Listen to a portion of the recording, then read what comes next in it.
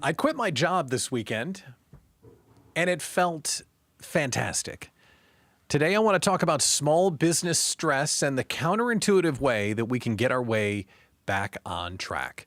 Good morning and welcome in. Small Business Mornings is on the air. I'm your host, Pat Miller. This show is for solopreneurs and small business owners, powered by the Idea Collective small business community.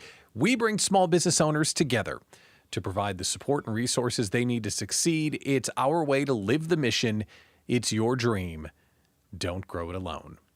Coming up on today's show, we have a question of the week, which we do every week. And this week's question of the week is, what is the biggest waste of money you've ever had in your small business? Good morning, Patty. Great to see you. We've also come full circle when it comes to entertainment. The new way of watching television is so new, we now have to rely on something that's as old as television itself. I'll explain. And our meme today is extra deep thoughty. I'm in a very deep, just warning, I'm in a deep thoughty feeling today. I have all the feelings going on. So we're going to have a good discussion this morning. So let's start here. I quit my job this weekend and small business stress. I found a study that says 90% of Americans feel some degree of stress. Now that tracks, right? 90% of Americans feel some sort of stress. Do you feel stress? Odds are you're nodding. Yes, of course I do. Of course you do. We all do. And that tracks when you think about it. But when you ask a small business owner, wouldn't you think the answer would be 100%? Like all of us feel stress? I think that answer is yes as well. Why are we so stressed? Well, it's caused by their job. The study said that it's caused by their job. It's caused by their to-do list. It's caused by their social life. But that's not really the cause. It's reflected in all of those ways, but that's not the cause of the stress, nor is your business the cause of your stress. Now, not going to get too spiritual here, but some of the reading that I've done on spirituality says that it's not the thing, it's our attachment to the outcome. It's our desire, it's our craving, it's our want of something. We want something to change, and that want of something is what causes the stress. Here's the thing, I wish it wasn't that way. And because you can't change it, you're just hoping it was different, there will always be a stress there. It's not the way I want it, I wish it would change. Now, I'm just going to pause there for a second. And I want you to think about your small business, the thing you're trying to build, and how much of the stuff that you want to change is in your control. You're doing the stuff, but you need to find more clients. That relies on someone else, giving you money. You want this thing to happen, and that relies on someone else playing ball. You can only do so much. And if you go a click deeper, it's pretty easy to understand why this thing is creating an environment where you wish the world was a different way. Because from your point of view, you can't understand how anyone else disagrees with you. Why? Everything you're served on here is served by an algorithm, and everything that you're served on here is designed to make you happy and keep you engaged. Think of your favorite social media. If you went on your favorite social media and the third post in was something that you disagreed with, what would you do? You'd probably log off, right? So it constantly feeds you stuff you agree with. It feeds you stuff you agree with so much that you end up in a bubble of wondering, hey, how can anyone else think differently? Because everyone that I see thinks the way that I think. It's curated and it's designed to feed you to be a mirror of your own opinion. That keeps you engaged. And then you think anyone that thinks differently must be stupid or wrong. So you're living in a bubble of your own opinion, one. Two, you're sitting there thinking, I need to make changes and I want the business to be better, but you don't have control over it. You need other people to play ball. And then you're left frustrated. You're left wanting. And you're wondering, how can this not be working? The frustration boils over. And as a small business owner, when we're wishing for a different state, it can get really heavy. I want the business to win. I want more money. I want to be more well-known. I want to speak on more stages. I want to write. I want more members. I want more clients. I want more sponsors. I want to be thinner. I wish I had hair. Geez, I want to be happier. I want to have a social life. And when that is running in your head, I want, but you can't fix it. That's when you start feeling that you're not good enough and you start thinking that you have a problem, and that's when it breaks. So 90% of us, I'd say 100 in the small business space, but 90% of us are stressed because there's something that we want to come true that we can't make true. And what happens when you run like a hamster, chasing something you can't reach? Stress builds up, it feels heavier and heavier and heavier, and then what happens? You hit the wall. You hit the wall. And on Saturday, I didn't hit the wall, I splattered all over the wall. Wow, bang, like a massive car crash. Like that skier going down the ski slope on that old wide world of sports. That was me. I demolished the wall. Good morning, Aaron. I ruined the wall. I have been going, trying to get ready for this massive town hall event that we're having on Friday morning. I've been working 7 days a week. I've been speaking. I've been hustling. I've been doing the thing. And I woke up Saturday morning and I was still dissatisfied. I've been going like crazy, still dissatisfied. And as I sat there, I just thought, I can't do this today. I can't. I quit. So I quit my job Saturday morning. And when I quit on a day of work, I just feel like such a failure. Oh my God. I felt awful because I don't know how your head works, but my head, this is the play-by-play in my head of that wanting, that desire. If I go down and spend a couple of hours, I'll be a couple of hours closer to where I want to be. If I do the thing, this will happen. I can keep on trying and pushing. I can get closer to my goals. I can serve more people. And when you're that run down and you're that tired, there's still a car, but you're pushing it instead of driving it.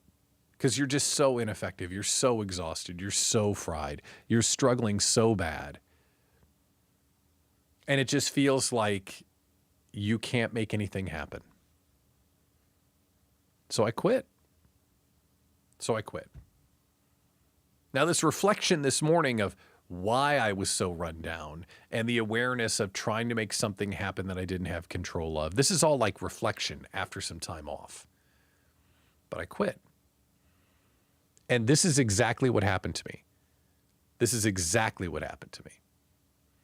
I quit, and I walked back up the steps like 10:30 in the morning because I sat and stared at my computer for like an hour. I was going to do a bunch of work, and I just couldn't. And I went through all the feels on Saturday and Sunday because I didn't do anything. And I took action too. I deleted Gmail off my phone. I deleted the community. I deleted LinkedIn. That way I know I can't sit there and check it constantly. And I felt super weird. I sat there and wondered, oh, I wonder what's happening in my email box right now. Oh, I bet some cool stuff is going on LinkedIn and I'm not like, I was lost. But then I did a bunch of cool stuff. I went and saw my family. and caught up with mom and dad. It was awesome. Abby and I went on a date. What? Yeah. It was pizza and a beer, and it was the best night ever. I napped both days, double nap, like best weekend of all time, double nap. Watched some TV, did some chores, hung out with the kids, got in a couple of good workouts, and then my therapy. Now, respect to therapy. If you go to therapy, good for you. It's great. But my therapy is hitting golf balls. I don't know what it is about hitting golf balls. Like mowing the lawn and walking on the treadmill, I still think about the business. But when I'm hitting golf balls, I don't think about the business at all. It's complete engagement. Literally no thought of the business. Hitting golf balls. So I go through all this because I want to underscore to you my awareness over the weekend about how important taking a break is and how underrated taking a break is and how many things in our business could be fixed, or at least how much better we could feel about our business if we just took a break. Doesn't that seem simple? That seems so simple. How can I be running this business now coming up on 6 years and be looking into the camera this morning saying, hey, you know what's good is not working on the weekends? What a dope. What a dope. Shouldn't we know that by now? Shouldn't I know that by now? And I'm talking about this morning because I want to remind you, if you're working that hard, stop. Stop. Because here's what's at risk. Nothing. Nothing. Do you know what was going on in my email box when I thought it was going to be all this awesome stuff? Nothing. 0 emails came in over the weekend that I needed to act on till today. None. 0. You know what happened to my LinkedIn posts? Nothing.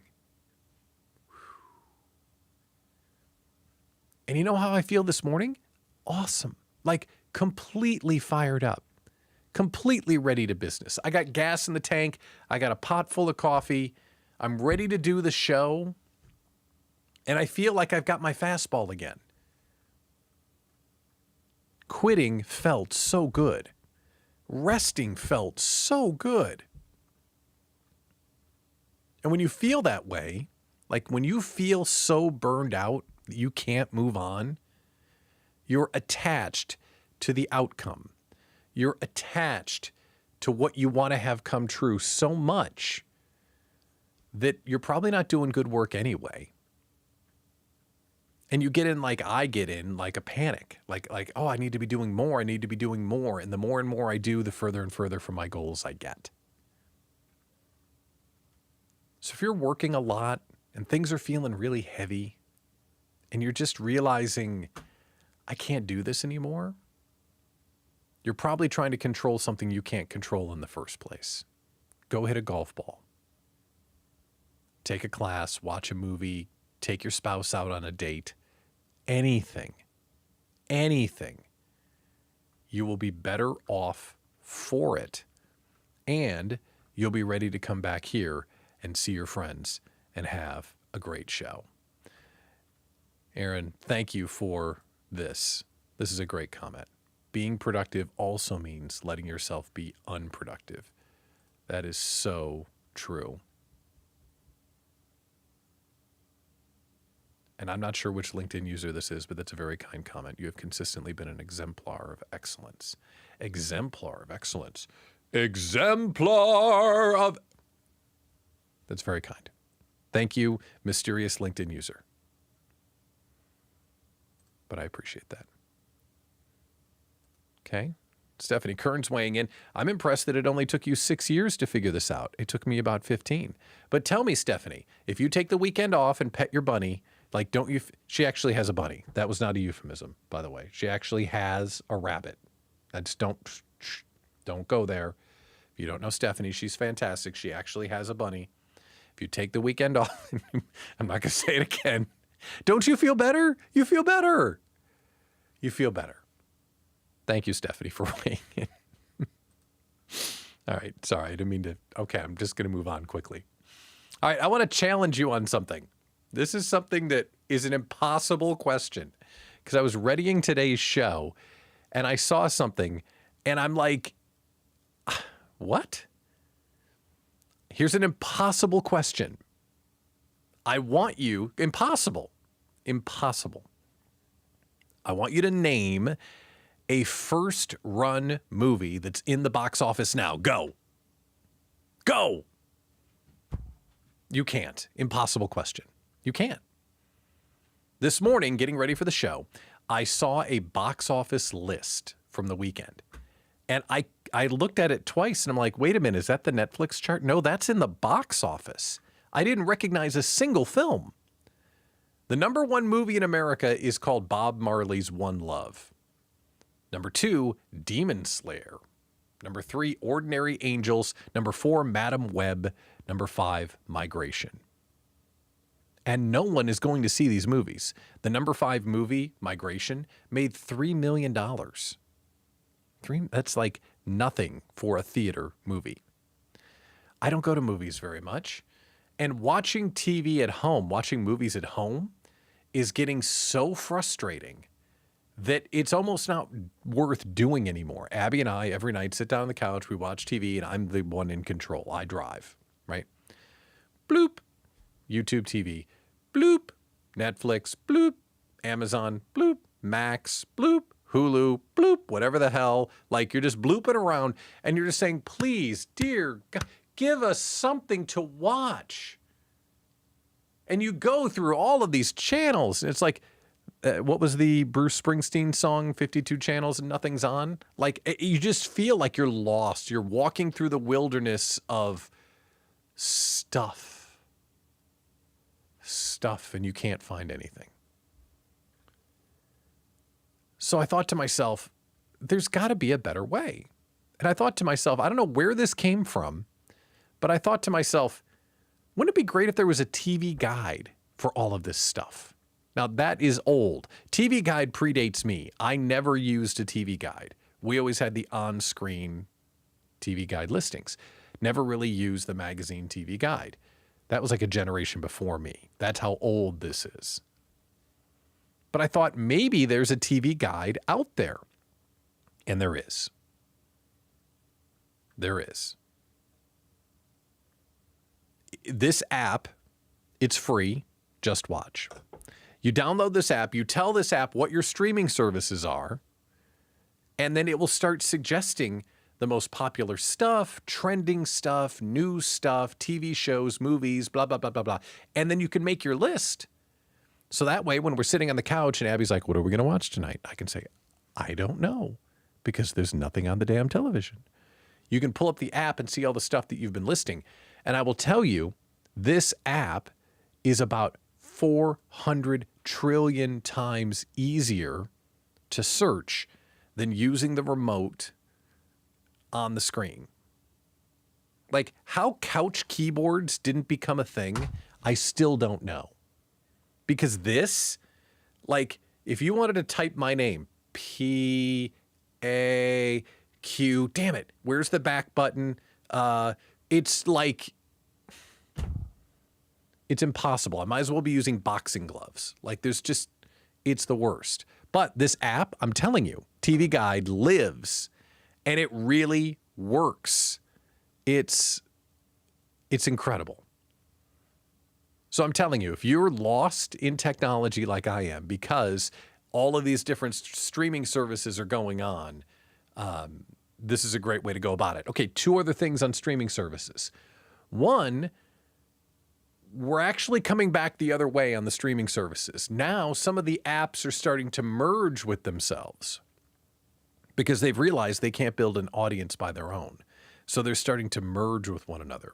ESPN is merging with some others. Paramount is merging with Peacock.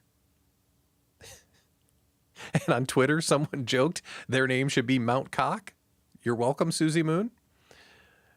But those are the types of things that are happening. They're starting to merge with one another. And if you want to see something wild, if you want to see something completely wild, you have the opportunity to see a brand new sea of content that you don't normally see. And here's how to do it. If you have Netflix, which almost everyone does, open up Netflix, and instead of going to your profile, create a new profile. Just go click new user, doesn't matter what it's named, and go there. And you will see hundreds of shows and movies and everything. It won't show you on your primary feed because your primary feed is curated for the stuff that you watch. If you give it a new user and just search, you will find stuff you've never seen before. You don't even know what's on the platform. It's incredible. It's kind of fun too. Because if you go into our Netflix profiles, my profile and Abby's profile, my profile is basically World War II, and her profile is basically the Gilmore Girls. That's what's on our Netflix.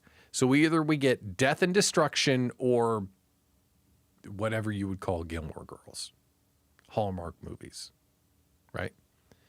But that's a pro tip on Netflix. If you're looking for a fresh piece of content and you don't know where to go, create a new profile on Netflix. It'll blow your mind as to how much new content you can go see. All right, let's talk some business stuff. Question of the week.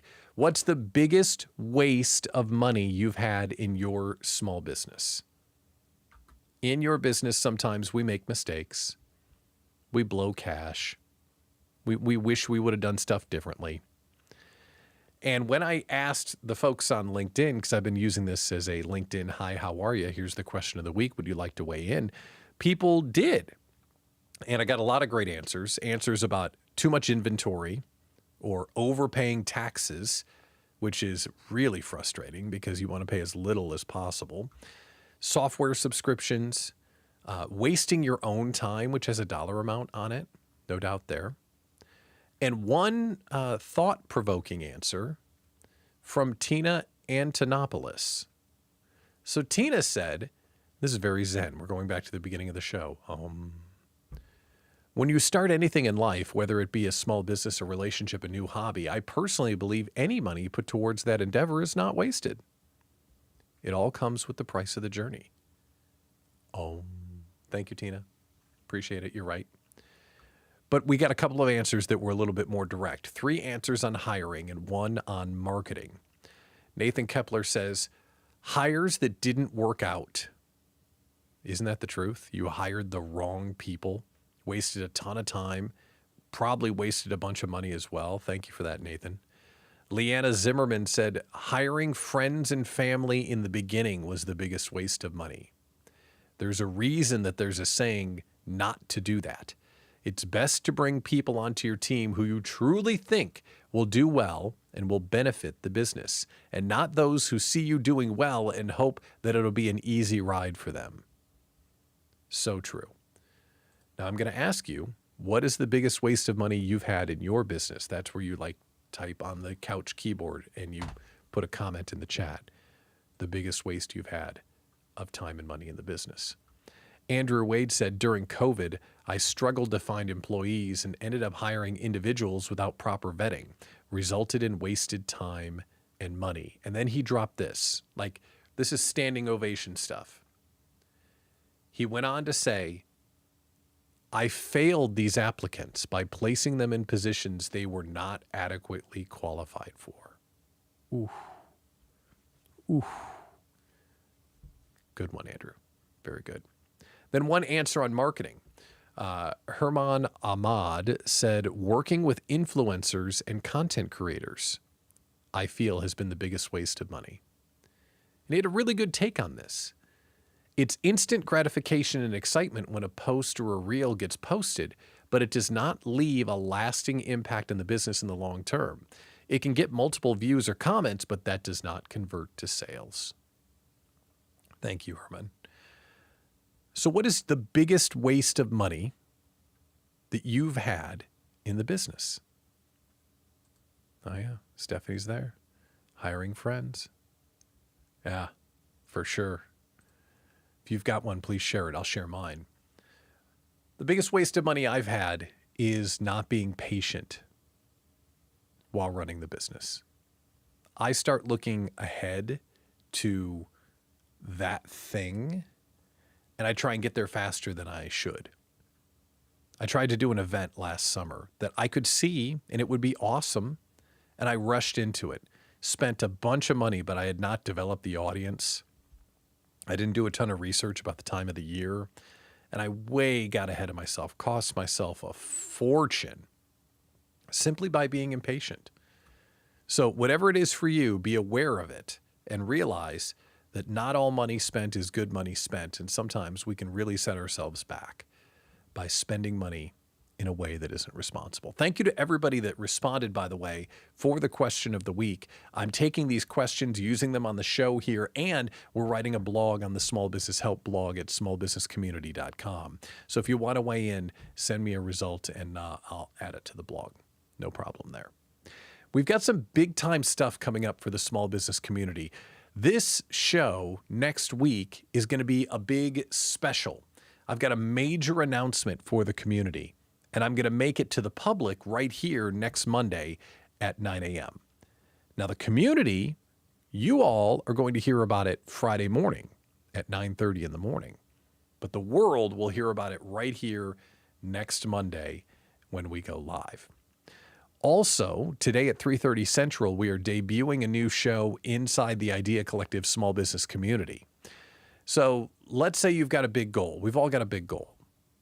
How do you take it from I've got a big goal to done? There's like, here's what I want to do. It's done. There's this big valley in the middle. How do you actually get there?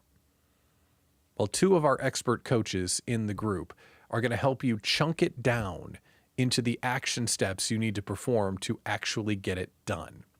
That's the idea of the new show today, 3:30 Central, called The Hows Call.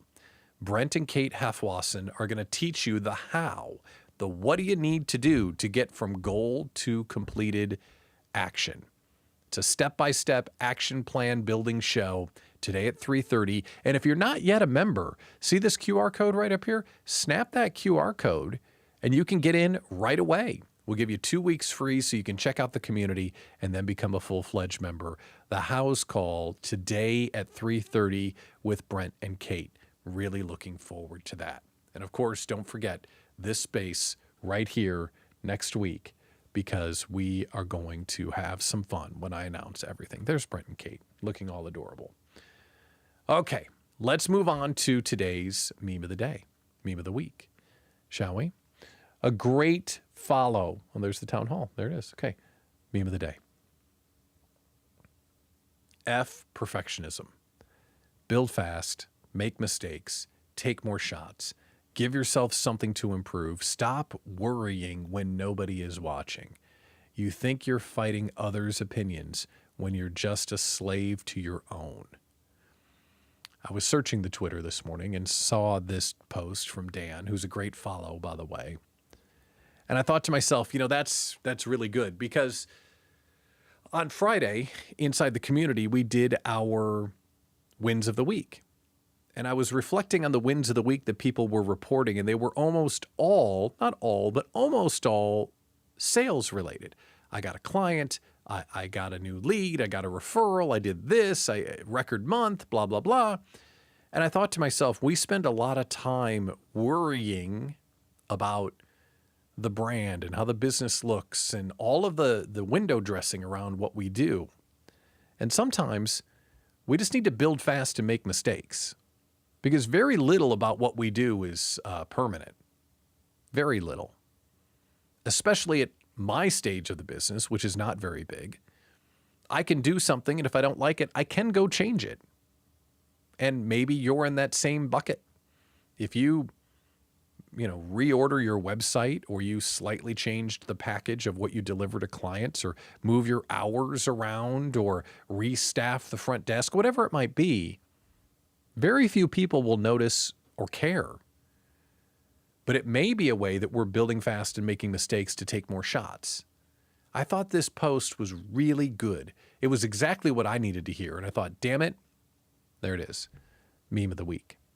So when you find yourself overthinking and when you find yourself over prepping, take more shots, move faster, break things, stop obsessing, take action. Thought that was a really good one, and that is our meme of the week. All right, with that, we're going to wrap up Small Business Mornings because I am full of gas today. I'm ready to go get some stuff done. This is our weekly conversation between you and me about the small business lifestyle. Because when it comes to building a business, there's all the business stuff, but then there's all this lifestyle stuff. Everything I talked about this morning, that was all like feelings and stuff that was in my head and stuff that I was going through. Like, we need to talk about that kind of stuff more. Because my business, I was out of business this weekend. There was no Idea Collective this weekend. I could not physically do it. And if this conversation helped you reflect on where you are on your journey, maybe you're going to take Wednesday off. Or maybe you're going to take some time today and go hit golf balls or whatever it is that you do. That's important stuff because it's not just business, it's business and personal. That's the small business lifestyle. We need to be aware of it. We need to celebrate it. And we need to understand that's what makes our journey unique. That's what we're talking about in the Idea Collective all the time. And it's the mission of this show as well. Small Business Mornings. It's right here every Monday at 9 a.m. I'm Pat Miller, founder of the Idea Collective. Hope you enjoyed the show this morning. I will see you right here next week for a monster announcement.